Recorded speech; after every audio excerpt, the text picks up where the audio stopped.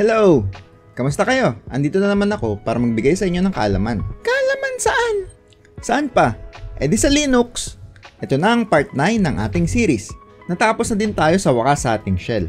At this point, I hope meron ka ng enough confidence para magstay sa iyong terminal at makipag-interact with your shell. Tama! Mag-best friends na kami! Ayos yan! Mag-move on na tayo sa ating next topic. Ang gusto ko namang mangyari sa iyo ay maging komportable sa paggawa ng mga files. At dahil dito ay dapat mong matutunan ang VI or ang Vim, ang de facto text editor sa maraming Linux distributions. Alam ko na marami pang text editor out there. However, kung ikaw ay naka-encounter na ng isang headless Linux, meaning wala itong user interface o kaya naman ay minimally installed lang ang nandito, ay there's a good chance na wala ang paborito mong editor dito. Pero there's a good chance na meron itong VI or Vim. Kaya tara na at matuto tayo ng VI. Let's go!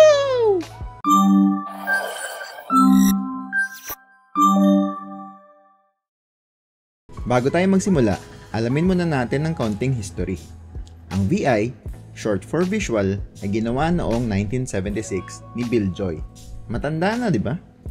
Ginawa niya ito para sa isang maagang version ng Unix. Dahil sa katagalan na ito, naging standard na ito sa halos lahat ng Unix systems. Kasama na dito ang Linux. Ang Vim, which stands for VI Improved, ay isang modernong version na ginawa ni Bram Moolenaar noong 1991. Okay, isang pangalan na naman ng aking sinabutahe. Dinagdagan niya ang VI ng mas maraming features kagaya ng syntax highlighting, mas magandang undo at redo system, at marami pang iba. Sa mga modernong Linux distributions ngayon, kapag tinype mo ang VI, ay madalas na ang tumatakbo ay Vim. Kaya pala VI Improve! Exactly! Ang pinaka-importante na dapat mong malaman ay isa itong modal editor. Ibig sabihin ay may iba't ibang modes ito at ang mga functions ng keyboard mo ay nagbabago depende kung nasan kang mode.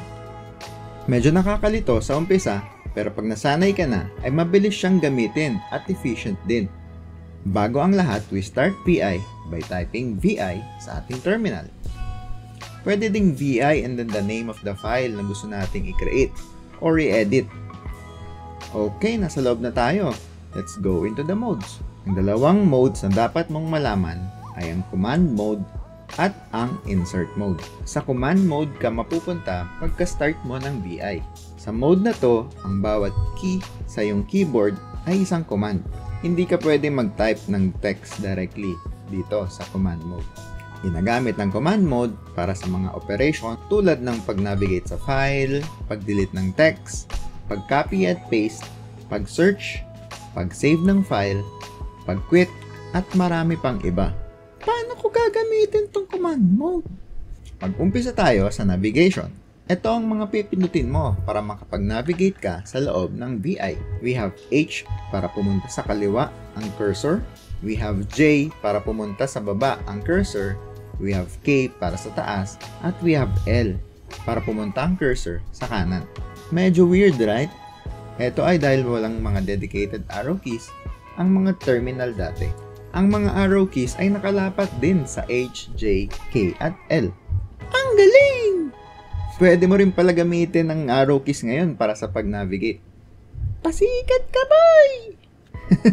Ako okay na ako sa arrow keys for navigation, pero meron pang ibang mga shortcut if you are interested. Ito, W, para pumunta sa next word. B naman para pumunta sa previous word. E para pumunta sa dulo ng current word. Caret para pumunta sa start ng isang line. At $sign para pumunta naman sa dulo ng isang line. Dami naman, magagamit ko pa ba yan? Depende yan sa'yo. Kung lagi mong papracticein, baka magamit mo siya unconsciously. Meron pa palang Control F para mag-scroll ka forward ng isang page. At Control B naman para mag-scroll ka backwards ng isang page din. Pwede din palang page down o page up kung meron ka nito sa keyboard. Oh my God! Okay, tama na sa navigation. Punta na tayo sa editing. Editing means papasok na tayo sa isa pang mode ng VI. Ang insert mode. Ito ang mode para makapag-type ka na ng text para sa iyong file. Maraming pwedeng pindutin para pumasok sa insert mode. Ang most common letter ay ang small I. Small I means insert sa current cursor. Kung gusto mo naman mag-insert after the cursor, i-press mo naman ang small a. For the most part ay okay na ang I or A. Gamitin mo na lang ang navigation para malagay mo ang cursor kung saan mo gusto mag-edit. Warning! Hindi mo magagamit ang navigational keys kung ikaw ay nasa insert mode. Kailangan mo munang bumalik sa command mode gamit ang escape key. I think for most users, ito rin ang annoying with VI. Kung gusto mo pa ay may iba pa akong keys dito na pwede mong magamit for insert mode. You can use capital I kung gusto mong mag-insert sa unahan ng isang line. O kaya naman ay capital A para mag-insert sa end of the line. Pwede din ang small o para mag-insert ng isang line sa baba at doon mapupunta ang iyong cursor. At capital O naman para mag-insert ng isang line sa taas at magpunta sa insert mode. Okay, I, A, O. Capital I, A, O. Okay.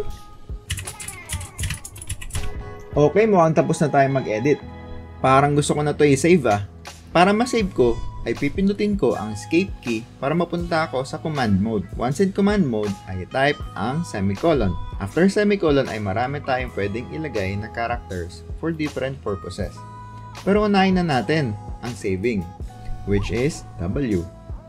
Press enter and then ayun na, dapat ma-save na natin ang ating file. Kung gusto mong i-save sa ibang file name or nag-start ka ng VI nang wala pang file na ine-edit, ay kailangan mo lang indicate ang file name after W.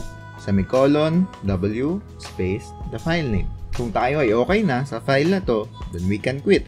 Semicolon, Q, and then enter. Kung gusto mo naman mag-force quit sa VI, meaning meron kang na-change pero ayaw mo na siyang i-save, we can do semicolon, Q, and then exclamation point. Exclamation point means to force. Pwede mo rin palang i-shortcut ang save and quit. That is semicolon, W, and Q. Ay, teka na wrong spelling ako sa file ko. Anong gagawin ko? Okay, modify natin ang file mo, bata. In command mode, kung gusto mong i-delete ang isang character, ay gamitin mo ang letter X. Kung word naman ang gusto nating i-delete, ay gamitin natin ang DW. Kung buong line ang gusto nating i-delete, ay gamitin natin ang DD. Pwede ka din mag-specify ng number sa gitna ng DW at DD para tayo ay mag-delete in multiples. Kung gusto naman mag-copy, ay gamitin ang letter Y. Ang ibig sabihin nito ay yank. Para sa pag-copy, kailangan nating umenter ng visual mode. Ito ay para makita natin ang in-highlight ng cursor. Para pumasok ng visual mode ay pinutin ang letter V. Sa visual mode, kada gagalawin natin ng cursor ay ma-highlight natin ang mga bagay. Para makopy natin ang naka-highlight na to, we press letter Y. Para naman i-paste, we use letter P. Kung gusto mong mag-copy ng isang word, ay gamitin ang YW. At kung gusto mong i-copy ang buong line, ay gamitin ang YY. Then we use P to paste. Similar with DW at DD, ay pwede ka rin maglagay ng number sa pagitan ng YY at ng YW para mag-copy ng multiple entries. Tapos kung di ka masaya, ay gamitin mo ang letter U for the undo at kung masaya ka pala, ay gamitin ang R for the redo. Information overload! Ito, last na. Similar with pager commands, pwede ka ring mag-search sa loob ng VI. Dapat ikaw ay nasa command mode at gamitin mo ang forward slash para mag-search ng isang term forwards. And then you can use question mark, space, your search word para naman mag-search ng term backwards. That is forwards and backwards of your cursor. And then we can use N or capital N para i-next ang mga entries. Small n para mag-next forward at capital N para mag-next backward. So sa command mode, puro utos. Tapos sa insert mode, puro pagsusulat.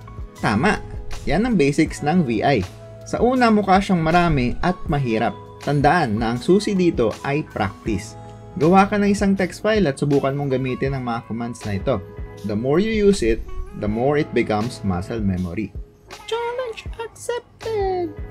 Ayos, may bago ka na namang natutunan sa episode na to. Kita tayo ulit sa susunod na kabanata. See you at goodbye!